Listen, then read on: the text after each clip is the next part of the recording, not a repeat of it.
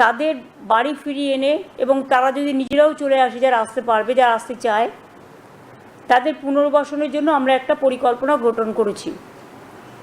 এই পরিকল্পনাটার আমরা নাম দিয়েছি শ্রমশ্রী। নতুন পরিকল্পনা। শ্রমশ্রী প্রকল্প কেন করছি?